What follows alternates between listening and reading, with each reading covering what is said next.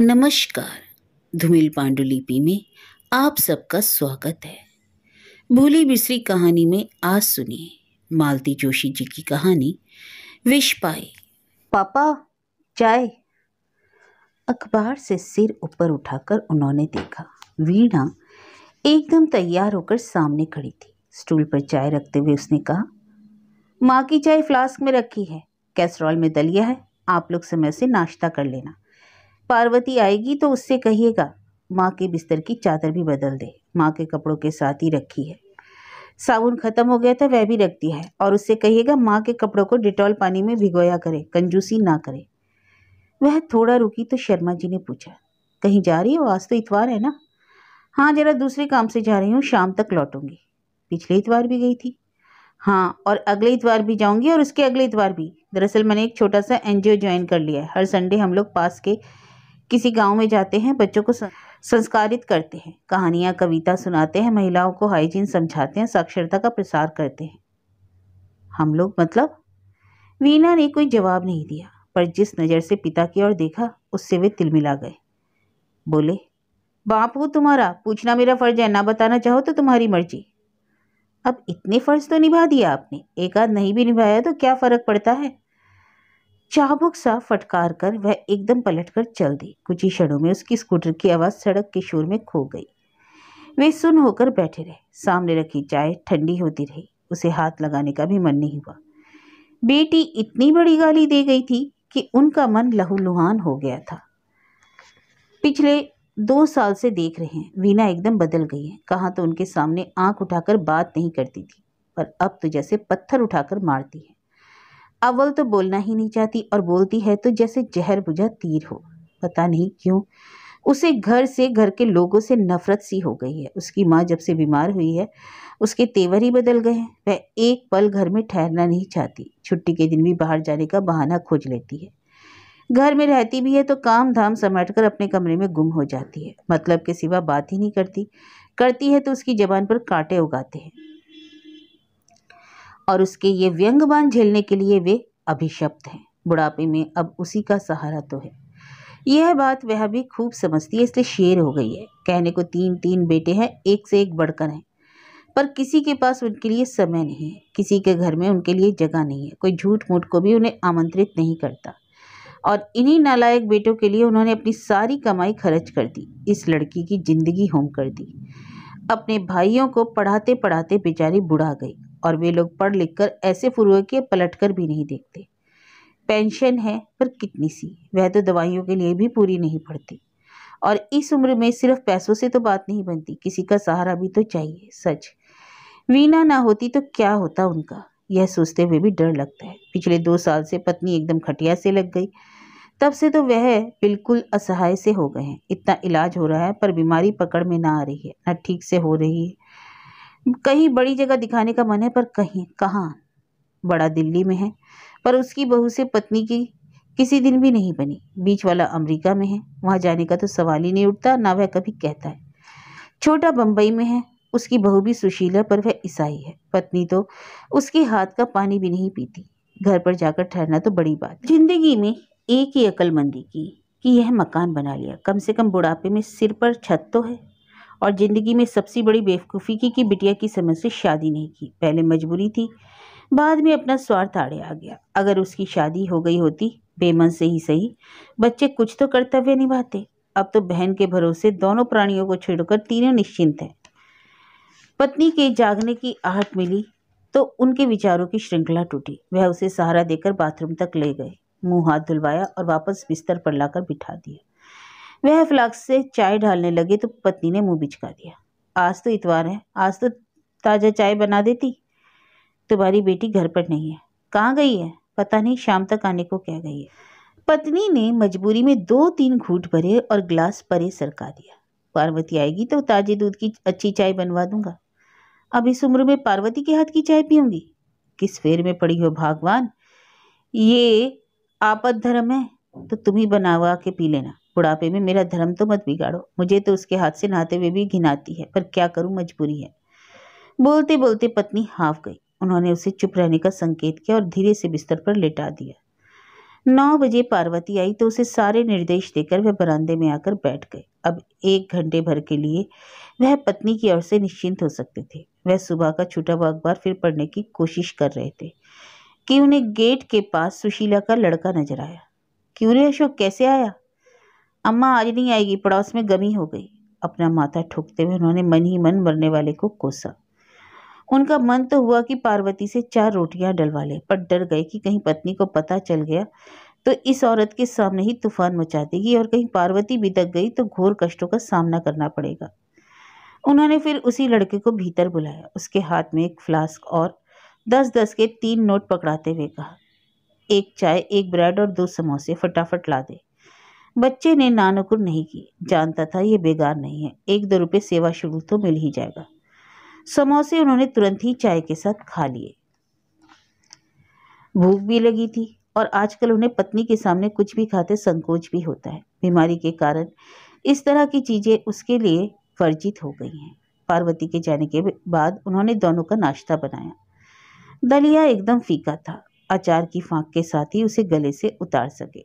पत्नी के सीने में रात दिन जलन होती रहती है, मुंह छालों से भर गया है, मिर्च तो क्या नमक तक उसे बर्दाश्त नहीं होता। उन्हें वह फीका बेसवाद दलिया निकलते देख पत्नी ने कहा, उससे इतना भी नहीं हुआ कि तुम्हारे लिए कुछ अलग से बना देती? अरे उसके पास समय कहाँ है, इतना बना दिया यही बहुत है। हर इतवार आखिर वह जाती कहाँ है? आजकल बोलते हुए पत्नी हांफने लगी थी, स्वर भी कांपने लगा। किसी दिन पूछो तो? मुझ में तो हिम्मत नहीं, किसी दिन तुम ही पूछ लेना। हिम्मत क्यों नहीं? तुम बाप हो उसके। सिर्फ जन्म देने से तो बाप का कर्तव्य नहीं पूरा हो जाता। क्यों? पढ़ाया लिखाया भी तो है, तभी ना आज इतना कमा रही है। और शादी, वह क्या हमारा कर्तव्य नहीं था? शादी तो संयोग की बात है, होनी होती तो हो ना जाती? कैसे हो जाती? जब उसकी उम्र थी तो हमने जानबूझकर ध्यान नहीं दिया, और जब उसने करनी चाहिए तो हमने होने नहीं दी। तुम तो एकदम आत्महत्या पर उतारू हो गई। तो क्या जात कुजात कुछ भी नहीं देखती? आखिर समाज में तो मुंह दिखाना होता है ना। और जब ईसाई लड़की को लड़का ब्याह लाया तब मुझसे पूछकर तो नहीं लाया, मैं तो मना ही कर देती, पर जब सामने लाकर खड़ी कर दी तो क्या करती। पर आज भी मैंने उसके हाथ का पानी नहीं पिया, ना उसे अपनी रसोई में घुसने दिया। वह चुप रह गए। पत्नी से बहस करना व्यर्थ था। बस उन्हें यही लगा कि काश सतीश की तरह वीना भी हिम्मत कर जाती, फिर जो होता देखा जाता। पर लड़कियां इतनी बेमुरव्वत नहीं होती, और सतीश ने भी वीना के समय माँ का रौद्र रूप देख लिया था, इसलिए उसने किसी को हवा नहीं लगने दी, सीधे ब्याह कर ही ले आया। दोपहर को उन्होंने दूध ब्रेड पत्नी के सामने रखते हुए कहा, आज सुशीला नहीं आई, आज इसी से गुजारा करना होगा। तुम क्या खाओगे? यही दूध ब्रेड, साथ में थोड़ा नमकीन ले लूंगा। पत्नी के आंसू निकल आए। भगवान मुझे मौत भी तो नहीं देता। उससे क्या होगा? मेरी वजह से तुम यहाँ पड़े हो, नहीं तो आराम से छोटे के पास चले जाते। तुम ही तो कह रहे थे लीना बहुत सुशील है, शालीन है। वह चुप रह गए। छोटी को देखा ही कितना है, 2 दिन के लिए तो कोई भी सौजन्यता बरत सकता है।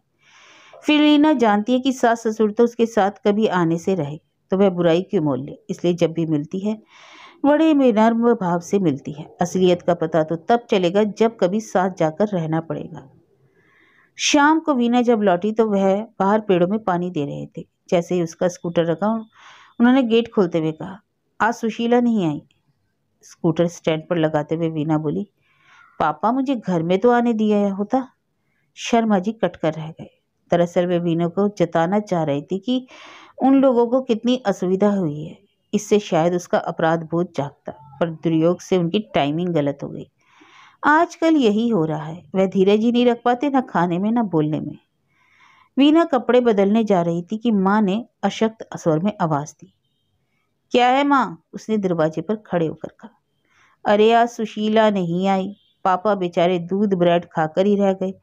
माँ ने खांसते हुए कराहते हुए कहा। आजकल वीना से बात करते हुए वह विशिष्ट आवाज निकालती है, अत्यंत करुण और क्षीण। शर्मा जी को कभी कभी खींच हो जाती है।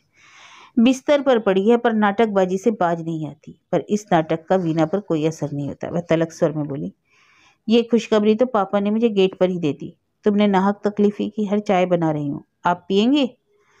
दोनों ने कोई जवाब नहीं दिया। अपनी नाराजगी जताने का यही एक तरीका था। उसने भी दूसरी बार नहीं पूछा। वीना ने इत्मीनान से चाय पी, फिर काम में जुट गई। देर तक बर्तन धोने की आवाज आती रही। सुशीला नहीं आई थी। सिंक में बर्तनों का ढेर लग गया था। बर्तनों के बाद रसोई की खटर पटर शुरू हो गई। वह टीवी के सामने बैठकर भोजन की प्रतीक्षा करने लगी। ठीक 9 बजे वीना ने पापा का खाना लगा दिया। उसके बाद माँ को तकिए के सहारे बैठाकर वह उनकी भी थाली ले गई।